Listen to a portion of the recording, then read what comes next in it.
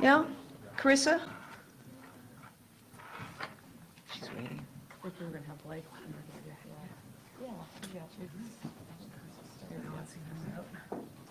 You can step right up, Blake. Okay. Go right ahead. Go for it. Yeah, you got it. This is your town. Good morning, everyone. I'm Blythe Robinson. I'm the acting town manager here in Bridgewater. On behalf of the town of Bridgewater, I'd like to extend a warm welcome to all of you today. It's an honor to have you all gathered here. My apologies about the cold weather. We're thrilled to host all of you here at Bridgewater State University, and we're excited to be a part of today's important announcement. The town of Bridgewater has been long committed to fostering innovation and supporting the growth of higher education, and we're proud to see that commitment reflected in today's announcement. The town highly values BSU as one of the state's incredible state universities. Bridgewater State is a benefit not only to the students that enroll here, but to our entire community.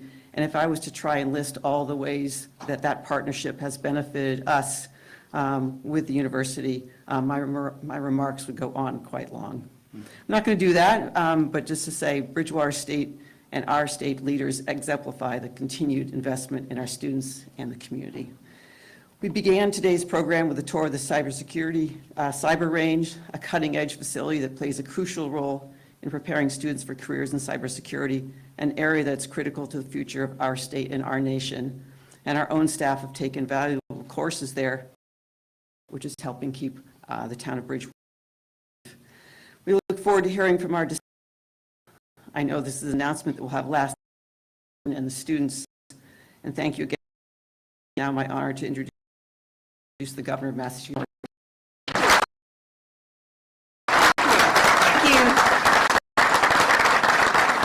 Thank you, Town Manager Robinson, and to Council President Kevin. We really appreciate welcome to the great town of Bridgewater this morning. How cool it is, and you're not. None of us can control that, but look, we're here this morning alongside Bridgewater State President Fred Clark. We thank you, Fred, to you and the team for everything that you do, and we're here, we believe, in the right place to make a really important announcement. This is an announcement that is about you guys, students. You're the future of our state. You're also the now, okay? We want you to know that.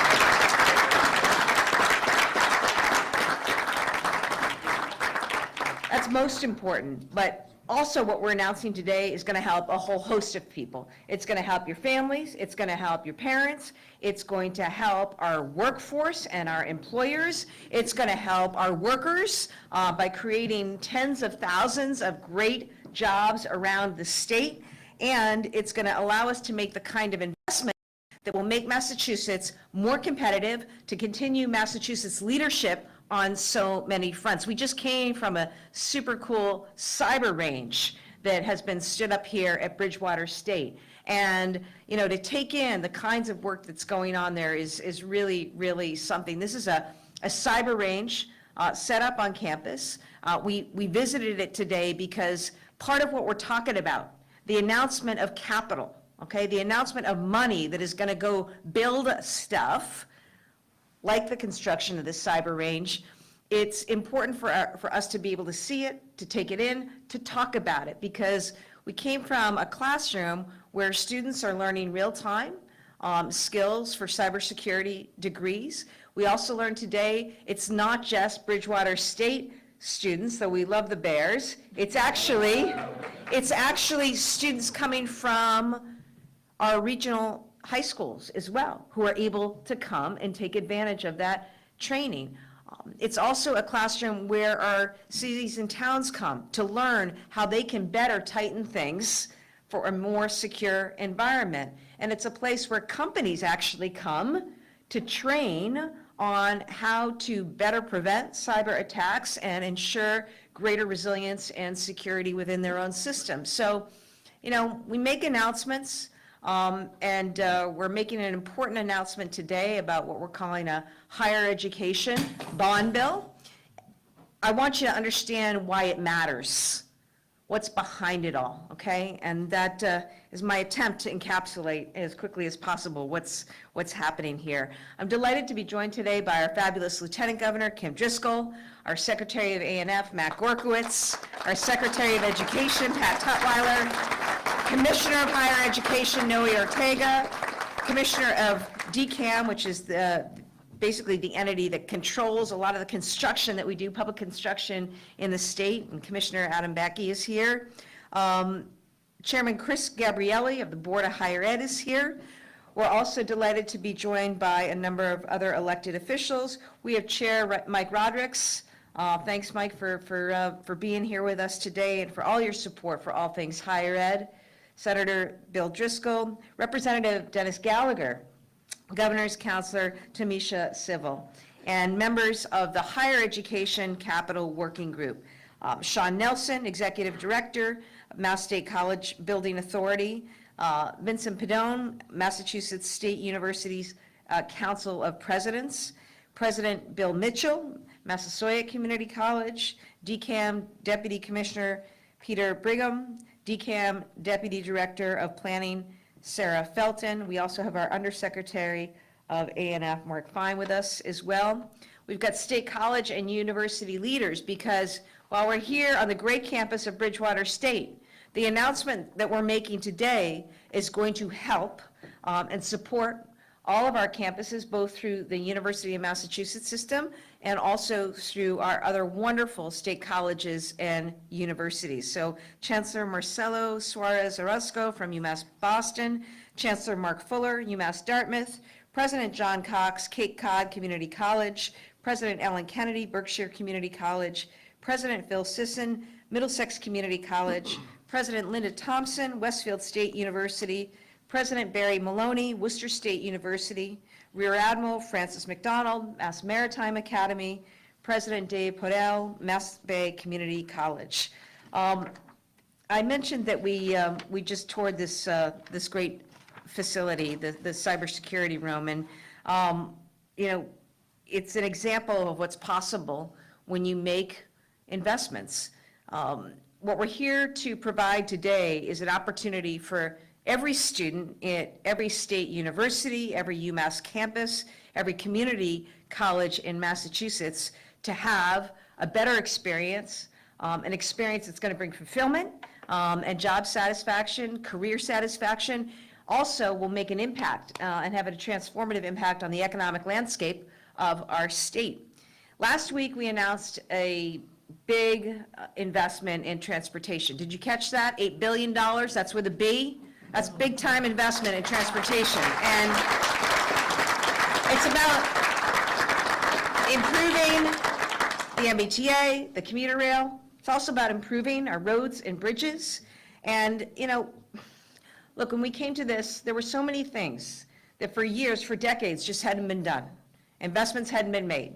And there were any number of reasons why people kicked the can down the road. But we said, as long as we're here as a team, we're going to take a shot at it, okay? We're going to get after the thorny, the hard, the stuff that gets in the way, whether you're a homeowner or a resident here in Massachusetts or a business trying to make a go. We're going to take on the things. That's why we've leaned into and prioritized housing, transportation. Today is another example of that. And I do want to acknowledge and appreciate our colleagues in the legislature, because over the last year, we were able to get some really big things done, and I look forward to more of this. I think this is my first bill out of the gate in this new session, but to me, it's a further example of the work that we've been doing, okay, in terms of investments and stuff that really matters to people's lives, the kinds of investments that we want to make. So today, what we're dealing with is the fact that a lot of our public universities and colleges haven't really been invested in a major way since the time many of them were built, which is before I was born, which is a pretty long time ago. And that's a problem that spanned probably most of our lifetimes here. It's just not the way to give our residents the education that they deserve. It's not the way to power this modern economy that we are in. So, as I said, we refuse to kick the can down the road when it comes to educating our young people and training our workforce for tomorrow. So we're filing this legislation to invest billions of dollars in our public higher education campuses. For our students, it's going to give you the cutting edge education that you all need. For parents, it means you can send your kids to schools that are state-of-the-art and also affordable. For jobs, this is a jobs bill. This is a jobs bill. We estimate tens of thousands of jobs, great paying construction jobs, as a result of the build-outs that will occur in these facilities. And we're going to be using skilled union labor. My thanks to the Massachusetts Building Trades, to the AFL-CIO, and all of their members who are going to work to power us forward.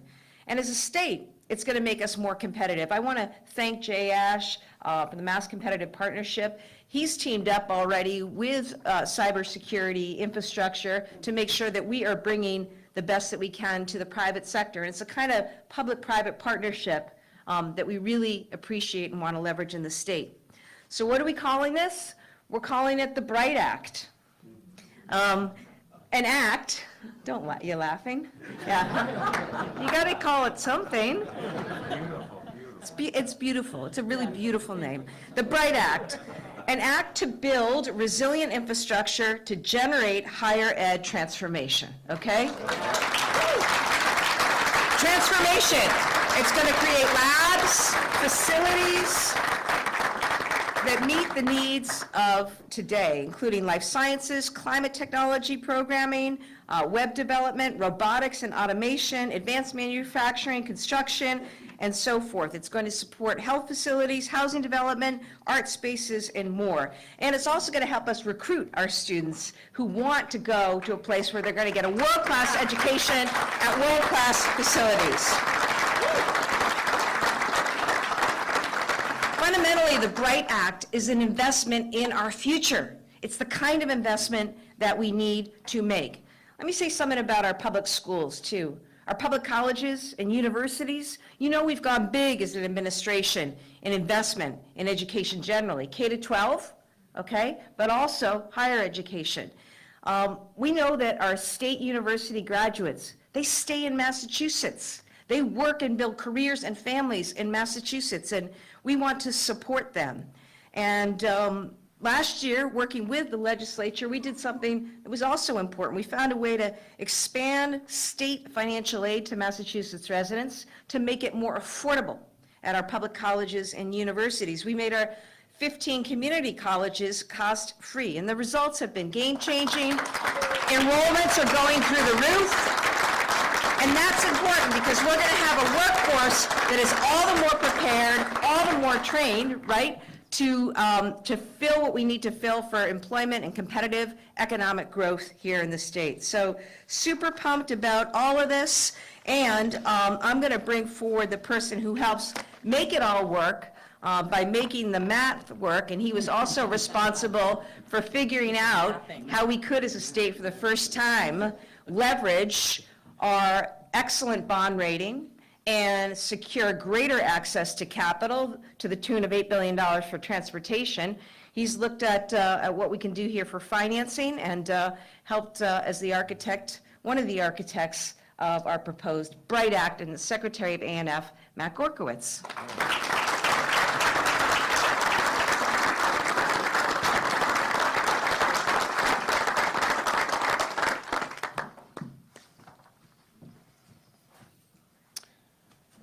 Thank you, Governor Healey, and thank you, President Clark and the Bridgewater State community for hosting us today. Thank you.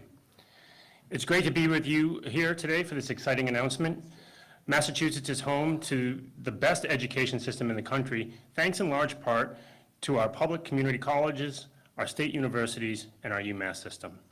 And today, we're taking a major step forward to ensure that these institutions can continue to set the bar high for affordable, accessible public education. Our announcement today is informed by the work of the legislatively created Higher Education Capital Working Group, which began meeting last summer. The working group brought together state agencies, legislators, higher ed campuses, and other stakeholders, and I'm pleased that many of the members are able to join us here today, so thank you for being here. With a better understanding of the challenges facing higher education, the working group quantified the infrastructure needs, identified a new source of capital to support higher education transformation, and considered options for best deploying the resources to benefit students, institutions, our workforce, and the Commonwealth as a whole. Ultimately, the work of this legislative commission helped affirm the necessity of the plan we are putting forward today. With the higher education bond bill we're filing today, the BRIGHT Act, we're presenting an innovative and financially sound solution to the problem of unmet capital needs on our campuses. Under our plan, we will leverage fair share surtax revenues to expand the amount of available funds, unlocking new resources to address mounting deferred maintenance needs and for building modern new classrooms, upgrading and decarbonizing energy systems, and outfitting labs with cutting-edge technology. Since going into effect for the first full year in 2024, the fair share surtax revenue has performed well, generating over $2.4 billion in FY24 for transportation and education, constitutionally dedicated to those purposes. Our forecast for similar collections in FY25 and 26. But our plan entails doing much more than just spending these fair share dollars. The Governor's House 1 budget, which we will file tomorrow, will recommend appropriating $125 million of fair share revenue annually to support the issuance of special obligation bonds, unlocking approximately $2.5 billion in new borrowing over the next 10 years.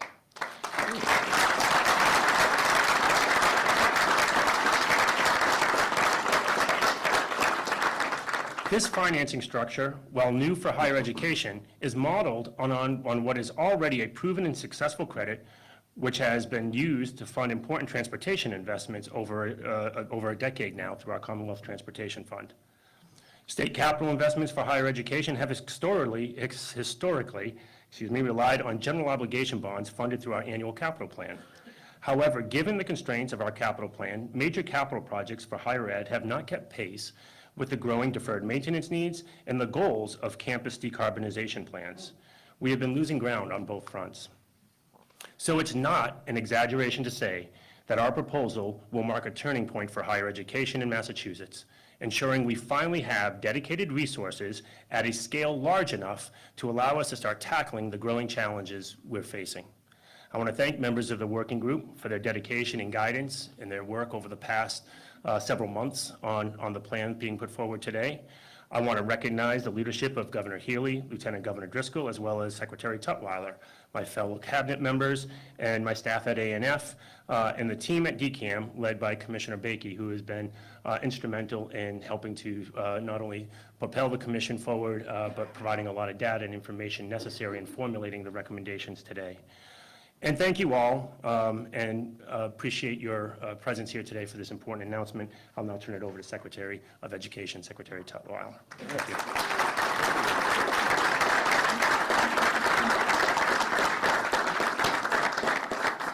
Well, now, good morning. Good morning. How's everyone feeling? You ready to just sort of jump out of those chairs with enthusiasm? Yeah. Okay.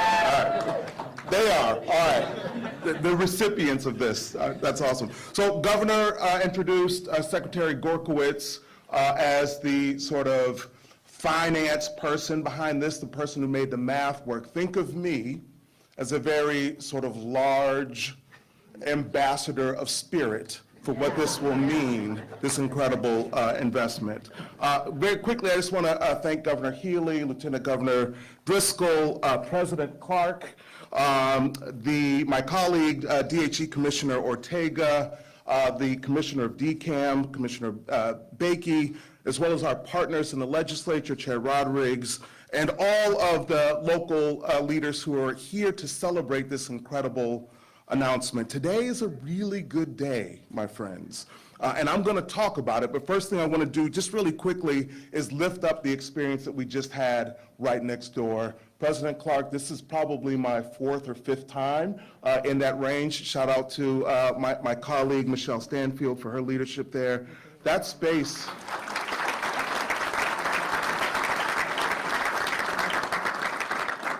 That space is just incredible, and we saw firsthand, both today and on previous visits, exactly what this will mean for the students who have the opportunity to experience. As we see it, we're preparing the next cadre of leaders who know how to respond to or prevent cyber attacks, and that's what this is all about here, what we're here to celebrate this morning. We're preparing students for high-demand careers that are needed today and in the future.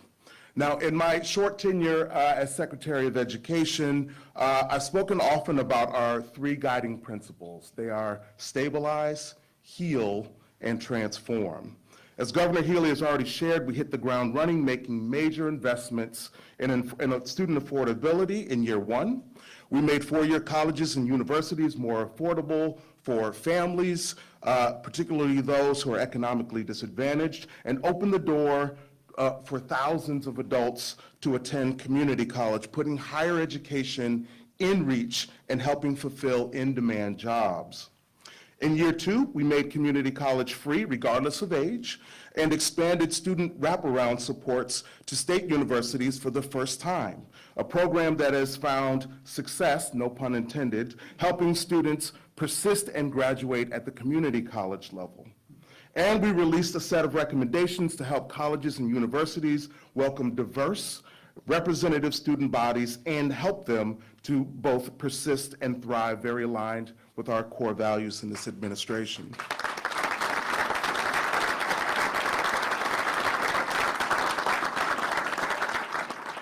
And in year three, the transformation continues. Not only do we want to support students with access to and persistence in higher education, but we want to make sure that what they're learning aligns with the jobs of today and the future, and that institutions have the resources to build facilities and install the equipment for them.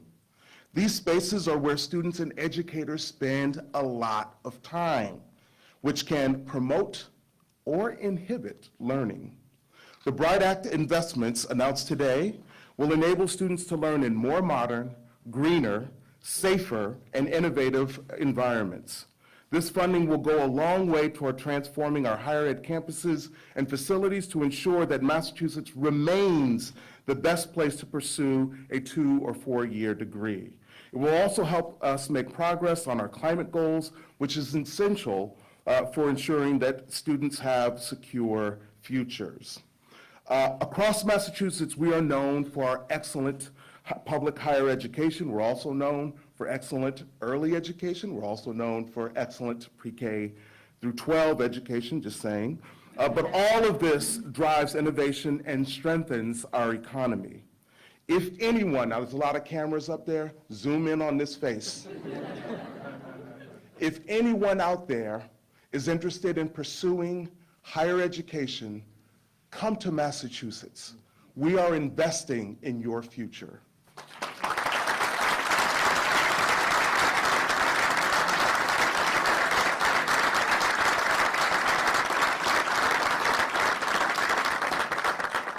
I want to end this morning with a very deep and heartfelt thank you to the educators who are in the room right now, who work closely and so brilliantly with students.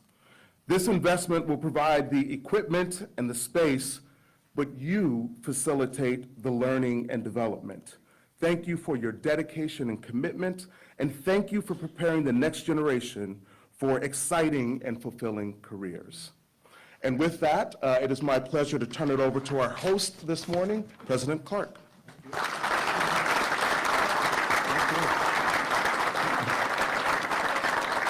Thank you very much. Thank you.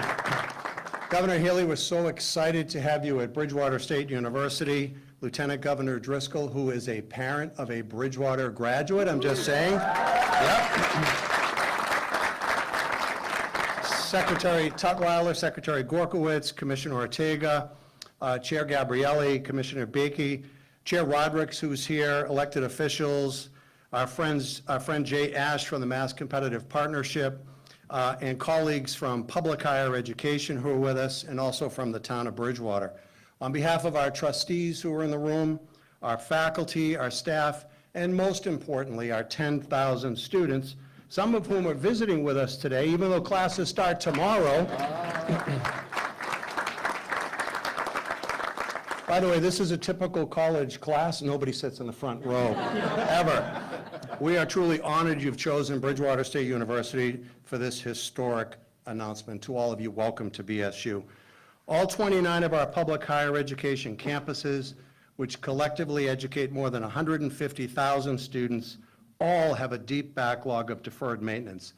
At Bridgewater State University alone, we have more than $200 million in deferred maintenance needs. And Governor, as you could see by visiting our cybersecurity range, which is the most sophisticated in New England, excellent, well-maintained facilities are absolutely critical to advancing our mission, to supporting our students, and to prepare them for the jobs not only of today, but of tomorrow. Now, BSU is a large institution. We really are. It's a big campus. We have 2 million square feet of building space spread over 278 acres. And yes, we're proud to have been ranked by the Wall Street Journal as one of the top colleges and universities in America for our return on investment for the students that we're privileged to serve. We're also the third safest campus in the United States and the third most welcoming campus in America for LGBTQIA students as well.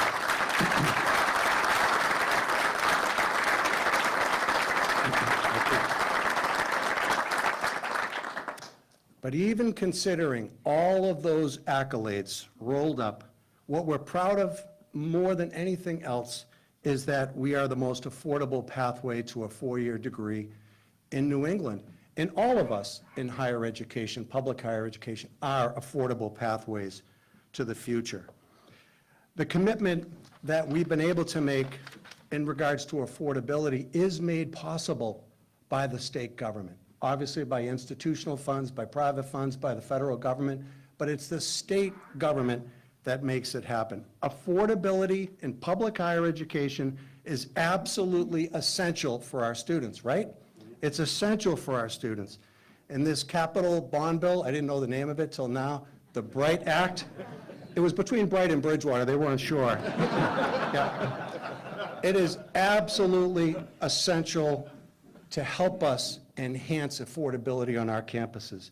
Now, at Bridgewater, I could be specific and talk about our ADA challenges or our 55-year-old HVAC systems or the need for tens of millions of dollars to decarbonize the campus or work necessary to maintain miles of roadways and sidewalks and thousands of parking spaces. But for all of us, the 29 of us that lead public higher ed and everyone who works there and studies there, the importance of deferred maintenance funding is all about keeping these campuses affordable for the students that we're privileged to serve.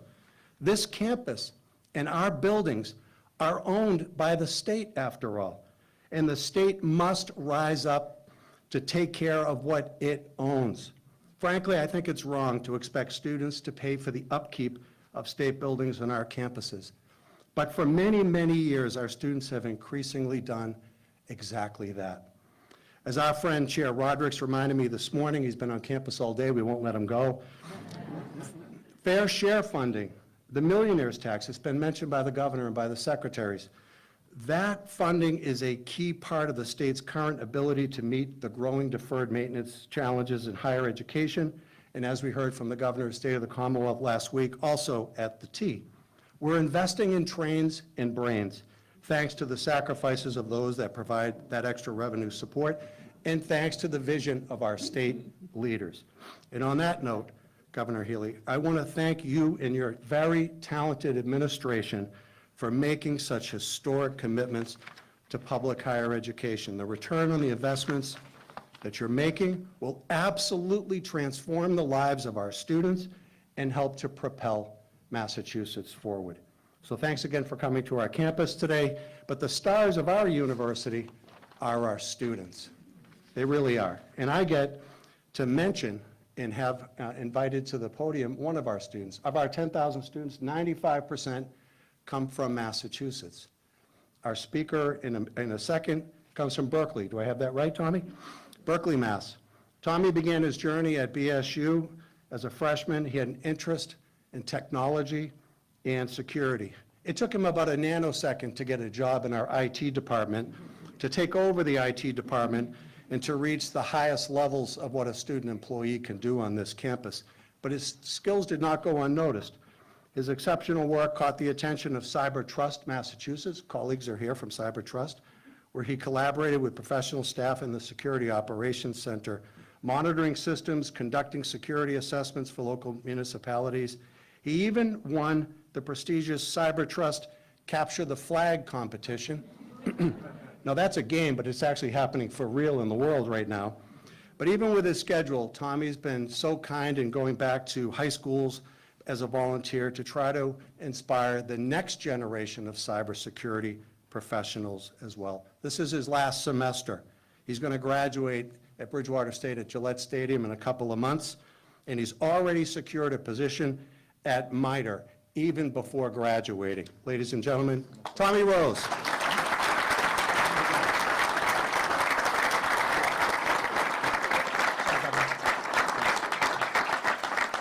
Awesome. Hi, everyone. Just to reintroduce myself, my name's Tommy Rose. I'm currently in my senior year of my undergraduate degree. I'm studying computer science, and I have a lot to say about Bridgewater. I have to say, when picking colleges, it was not easy. I'm sure it's not easy for a lot of people, as we can all agree, but I know when it came down to picking colleges, it was between two things. I knew at the time I had a passion for cybersecurity, and I know I wanted to go into the cybersecurity field. But another thing was the financial aspect of picking a college. I don't come from a particularly wealthy family. My father is a chief of police in a small town in Massachusetts, and my mom doesn't work for medical reasons. So being able to pick a university where I can thrive and not walk out with tens of thousands of dollars of debt was super important to me. And actually, it was my senior year that I found out that the cyber range in the SOC program was starting at Bridgewater. So at that point, I knew where I wanted to go, and I started my journey here at Bridgewater State University. And I made a vow to myself that I would take every opportunity that the university had for me. And happily, I can say that. And when I ended up starting here at Bridgewater, I ended up taking a job off at the IT front desk over in the library, where essentially I fix computers, I help students with tech-related issues, and staff with tech-related issues as well. And for a year I did that, and then after that, I ended up getting promoted into the security department on campus, where I was partially responsible with the security of our students and the digital assets on campus, which was a great opportunity. And after that, I ended up taking an internship with Cyber Trust Massachusetts, which is an internship opportunity that we have on campus that is in partnership with the organization, where essentially we deal with the security of underprivileged entities and towns and municipalities. So I ended up doing that for around 8 or 9 months, and then I ended up getting a formal offer with the MITRE Corporation just about 2 weeks ago.